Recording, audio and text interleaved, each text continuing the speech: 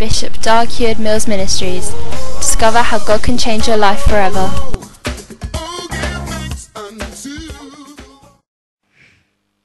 Let no one imagine that there is any romance in missionary work.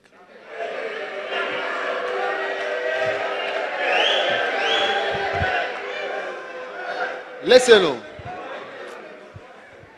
nor, for that matter, in traveling to foreign lands. There's no romance. There is nothing in the world so monotonous as sightseeing. My heart comes off to the man who lives in the tropics when he might remain at home. Day after day, week out and week in, month by month, the hot burning sun, a heat that takes away vitality and saps the very life and robs one of energy and all the desire for exertion and work. An atmosphere of smallpox, leprosy, typhoid, dysentery and malaria, death and filth indescribable, loneliness unspeakable, and food mostly foreign.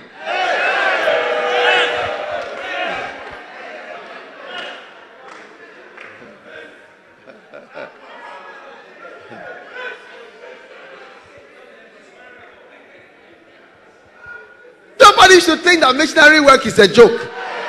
Being sent to the tropics, it's not a joke. There is no romance. There is nothing so monotonous as sightseeing. Day after day, week out and week in, month by month, the hot burning sun, a heat that takes away vitality. It saps the very life.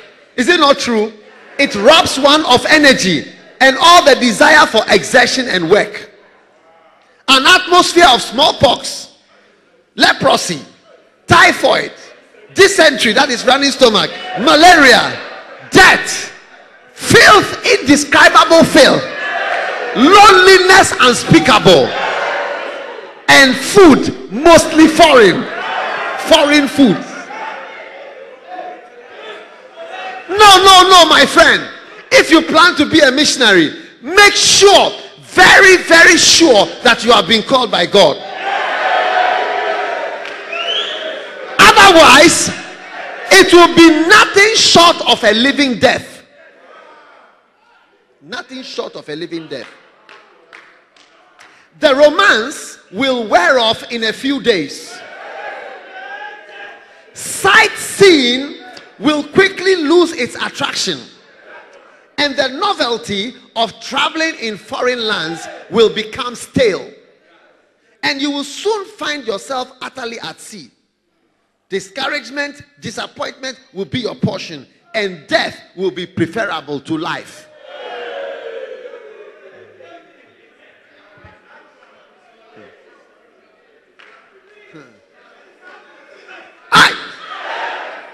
I'm talking about being sent on missions to Seshiyosu, to Wale Wale, to Dawadawa number 4.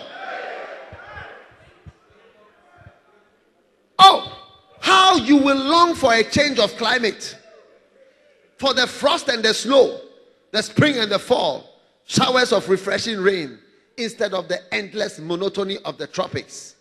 That tongue in the mixed climate that imparts buoyancy, and to use a slang expression, pep. Listlessness is the order of the day.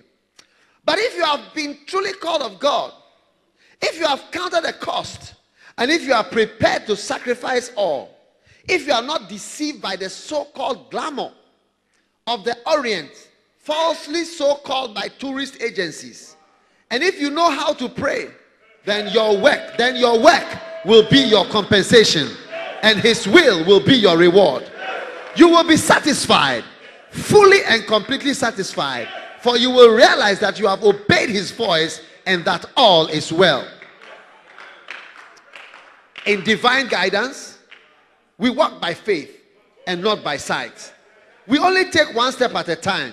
In fact, we see only one step at a time. God does not reveal all the future at once. He unfolds his plan step by step. You can never know the details in advance, but you can take the next step and the next. I did not know when he took me away. He took away the work that meant everything to me, that he would give me something better. I had to walk in the dark alone with God. This is the time to trust. Trust when you cannot see. Say with Job, though he slay me, yet will I trust him. And mean it too. Your disappointments will become his appointments for you. He will not fail you if you but trust. Thus you will come to know his will. He will make it plain. If you are to enter the ministry and preach his gospel at home, he will show you. If you are to go to the foreign field, he will reveal it to you. If you are to go into business, marry and settle down at home to serve him here, or to give him full-time service elsewhere, he will make it known to you.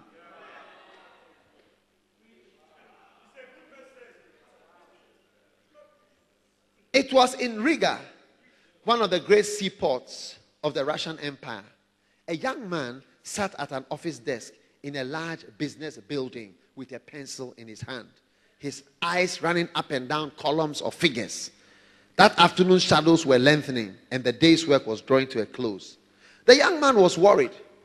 The expression on his face betrayed the fact that something of an unusual nature was bothering him. For some reason, the figures, the calculations he was doing, refused to total correctly. 2 or 3 times, he lifted his head and stared restlessly as he glanced out of the window.